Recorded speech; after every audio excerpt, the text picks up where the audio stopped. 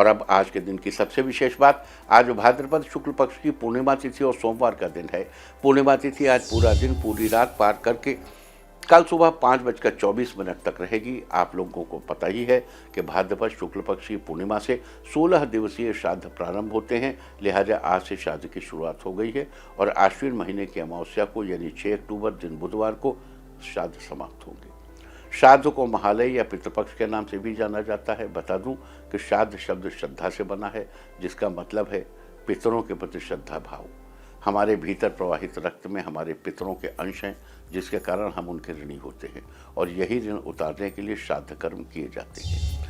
लिहाजा श्राद्ध या पिंडदान मुख्यतः 3 पीढ़ियों तक के पितरों को किया जाता है।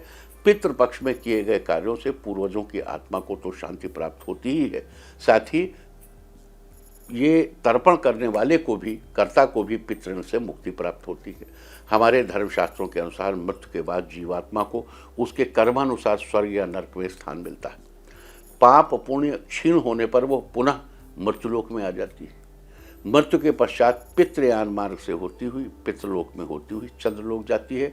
चंद्रलोक में अमृत तत्व का सेवन करके निर्वाह करती है और ये अमृत तत्व कृष्ण पक्ष में चंद्रकलाओं के साथ साथ क्षीण पड़ने लगता है। लिहाजा कृष्ण पक्ष में वंशजों को आहार पहुंचाने की व्यवस्था की गई है। ये आहार श्राद्ध के माध्यम से पूर्वजों को पहुंचाया जाता है। देखिए, हम हर अमावस्या को आपको याद दिलाते हैं कि पितरों के लिए खीर निकालिए, पितरों के लिए खीर निकालिए, लेकिन साल में एक 15 दिन का ये पक्ष बनाया गया। यहाँ एक इम्पॉर्टेंट बात और है, वो ये कि आपके किस पूर्वज का श्राद्ध कब होगा। तो जिस तिथि को, किसी भी महीने की किसी भी तिथि, जिस तिथि को उनका स्वर्गवास हुआ हो, उसी तिथि पर उनका श्राद्ध किया जाएगा। तो एक पखवाड़े में या तो अमावस्या होती है पूर्णिमा, अगर किसी के पितर पूर्णिमा को ख़त्म हुए हैं, किसी के पितर अमावस्या को, तो कैसे। तो ये पितृपक्ष, ये जो पितृपक्ष का पखवाड़ा है, ये 16 दिन का होता है। केवल प्रतिपदा से अमावस्या तक नहीं होता, बल्कि उसके एक दिन पहले जो पूर्णिमा है वहीं से शुरू मान लिया जाता है, महालया वहीं से प्रारंभ। ये इकलौता पक्ष है जिसमें पूर्णिमा और अमावस्या दोनों होते हैं। ये महत्वपूर्ण बात है।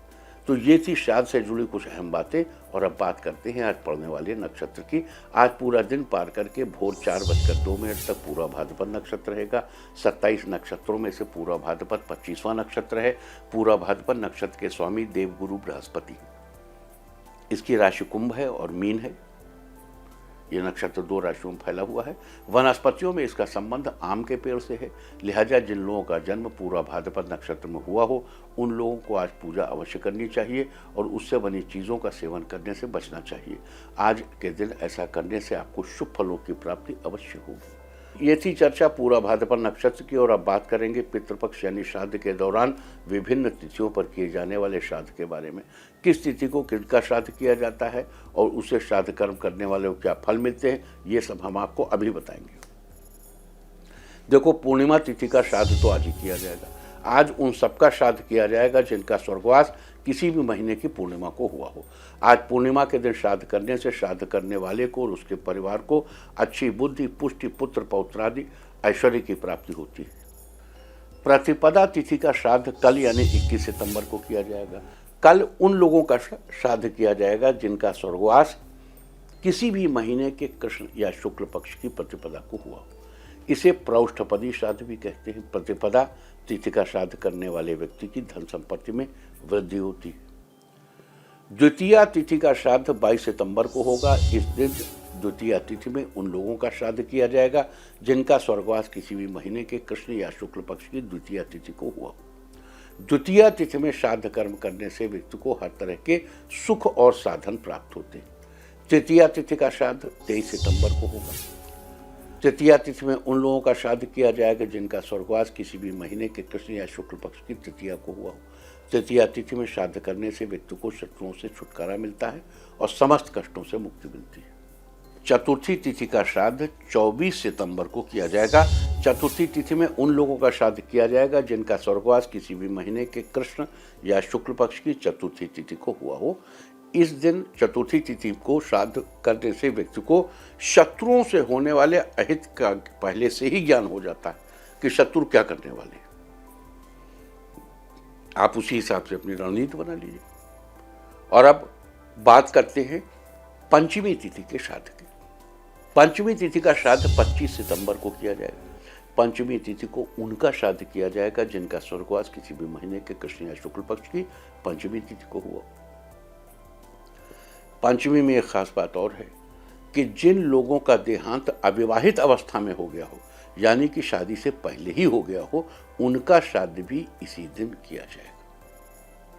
यानी जिन लोगों का गोलोकवास, स्वर्गवास या देहांत अविवाहित अवस्था में, उनकी शादी के पहले खत्म हो गया हो, उनका श्राद्ध पंचमी तिथि को ही किया जाता है। और इस दिन श्राद्ध कर्म करने वाले व्यक्ति को बड़ी ही उत्तम लक्ष्मी की प्राप्ति होती है। षष्ठी तिथि का श्राद्ध इस साल 2021 में 27 सितंबर को है। यहाँ एक बात समझ लेते हैं कि श्राद्ध दोपहर के समय किया जाता है और 26 तारीख की दोपहर 1:04 तक पंचमी तिथि रहेगी। उसके बाद षष्ठी तिथि शुरू हो जाएगी जो 27 सितंबर की दोपहर 3:43 तक रहेगी। लिहाजा षष्ठी तिथि का श्राद्ध 27 सितंबर को ही किया जाएगा। बता दूं कि इस दिन उन लोगों का श्राद्ध किया जाएगा जिनका स्वर्गवास किसी भी महीने के कृष्ण या शुक्ल पक्ष की षष्ठी तिथि को हुआ हो। इस दिन श्राद्ध करने वाला व्यक्ति सब जगह सम्मान पाने का हकदार होता है। सप्तमी तिथि का श्राद्ध 28 सितंबर को किया जाएगा। सप्तमी तिथि को उन लोगों का श्राद्ध किया जाएगा जिनका स्वर्गवास किसी भी महीने के कृष्ण या शुक्ल पक्ष की सप्तमी तिथि को हुआ हो। इस दिन श्राद्ध करने वाले व्यक्ति को महान यज्ञों के बराबर पुण्य फल मिलता है। वो श्रेष्ठ विचारों का भी धनी हो जाता है। और अब बात अष्टमी तिथि की। अष्टमी तिथि का श्राद्ध 2021 में 29 सितंबर को किया जाएगा। अष्टमी तिथि को उन लोगों का श्राद्ध किया जाएगा जिनका स्वर्गवास किसी भी महीने के कृष्ण या शुक्ल पक्ष की अष्टमी तिथि को हुआ हो। इस दिन श्राद्ध करने वाले व्यक्ति को संपूर्ण समृद्धियों की प्राप्ति होती है। नवमी तिथि का श्राद्ध 30 सितंबर को किया जाएगा। नवमी तिथि को उनका श्राद्ध किया जाएगा जिनका स्वर्गवास किसी भी महीने के कृष्ण या शुक्ल पक्ष की नवमी को हुआ हो। साथ ही सौभाग्यवती स्त्रियां जिनकी मृत्यु उनके पति से पूर्व ही हो गई हो, उनका श्राद्ध कर्म भी, वो किसी भी तिथि को स्वर्गवास हुआ हो, लेकिन उनका श्राद्ध कर्म 30 सितंबर को ही किया जाएगा, मातृ नवमी के दिन। इसके अलावा माता का श्राद्ध भी इसी दिन किया जाता है। इसी के चलते इसे मातृ नवमी भी कहते हैं। इस दिन श्राद्ध करने वाले व्यक्ति को ऐश्वर्य की प्राप्ति होती है और मनचाहा दाम्पत्य सुख मिलता है। दशमी तिथि का श्राद्ध 1 अक्टूबर को किया जाएगा। दशमी तिथि को उन लोगों का श्राद्ध किया जाएगा जिनका स्वर्गवास किसी भी महीने के कृष्ण या शुक्ल पक्ष की दशमी को हुआ हो। इस दिन श्राद्ध करने वाले व्यक्ति को कभी लक्ष्मी की कमी नहीं होती, उसके पास धन संपदा बनी रहती है। और एकादशी तिथि का श्राद्ध 2 अक्टूबर को ही किया जाएगा। एकादशी तिथि को उन लोगों का श्राद्ध किया जाएगा जिनका स्वर्गवास किसी भी महीने के कृष्ण या शुक्ल पक्ष की एकादशी को हुआ हो। इस दिन श्राद्ध करना सबसे पुण्यदायक माना गया है। इस दिन श्राद्ध करने वाले व्यक्ति को वेदों का ज्ञान प्राप्त होता है और उसे निरंतर ऐश्वर्य की प्राप्ति होती है। द्वादशी तिथि का श्राद्ध 3 अक्टूबर को किया जाएगा। द्वादशी तिथि को उन लोगों का श्राद्ध किया जाएगा जिनका स्वर्गवास किसी भी महीने के कृष्ण या शुक्ल पक्ष की द्वादशी तिथि को हुआ हो। साथ ही जिन लोगों ने स्वर्गवास से पहले संन्यास ले लिया हो, उन लोगों का श्राद्ध भी 30 अक्टूबर को ही किया जाएगा। इस दिन श्राद्ध करने वाले के घर में कभी भी अन्न की कमी नहीं होती। त्रयोदशी तिथि का श्राद्ध 4 अक्टूबर को किया जाएगा। त्रयोदशी तिथि को उन लोगों का श्राद्ध किया जाएगा जिनका स्वर्गवास किसी भी महीने के कृष्ण या शुक्ल पक्ष की त्रयोदशी तिथि को हुआ हो। साथ ही नवजात शिशुओं का श्राद्ध भी 4 अक्टूबर को ही किया जाएगा। इस दिन श्राद्ध करने से व्यक्ति को श्रेष्ठ बुद्धि, संतति, धारणा शक्ति, स्वतंत्रता, दीर्घायु और ऐश्वर्य की प्राप्ति होती है। चतुर्दशी तिथि का श्राद्ध 5 अक्टूबर को किया जाएगा। चतुर्दशी तिथि को उन लोगों का श्राद्ध किया जाएगा जिनका स्वर्गवास किसी भी महीने के कृष्ण या शुक्ल पक्ष की चतुर्दशी को हुआ हो। साथ ही उन लोगों का श्राद्ध भी इसी दिन किया जाएगा जिनकी अकाल मृत्यु हुई हो, यानी जिनकी मृत्यु किसी एक्सीडेंट या शस्त्र आदि से हुई हो। इस दिन श्राद्ध करने से व्यक्ति को किसी भी अज्ञात भय का खतरा नहीं रहता। Fear of unseen and unknown खत्म हो जाता है। और अब बात करेंगे अमावस्या तिथि वाले लोगों की श्राद्ध की। अमावस्या तिथि का श्राद्ध 6 अक्टूबर को किया जाएगा। इस दिन उन लोगों का श्राद्ध किया जाएगा जिनका स्वर्गवास किसी भी महीने की अमावस्या तिथि को हुआ हो। साथ ही मातामह यानी नाना का श्राद्ध भी इसी दिन किया जाएगा। इसमें दौहित्र यानी बेटी का बेटा ये भी श्राद्ध कर सकते हैं। भले ही उसके नाना के पुत्र जीवित हों, लेकिन वो भी ये श्राद्ध करके उनका आशीर्वाद पा सकता है। बस श्राद्ध करने वाले के खुद के माता पिता जीवित होने चाहिए। इसके अलावा जुड़वाओं का श्राद्ध, 3 कन्याओं के बाद के पुत्र का श्राद्ध या 3 पुत्रों के बाद कन्या का श्राद्ध भी इसी दिन किया जाएगा। इसके अलावा अज्ञात तिथि वालों का श्राद्ध, यानी जिनके स्वर्गवास की तिथि न ज्ञात हो, उन लोगों का श्राद्ध भी अमावस के दिन ही किया जाता है।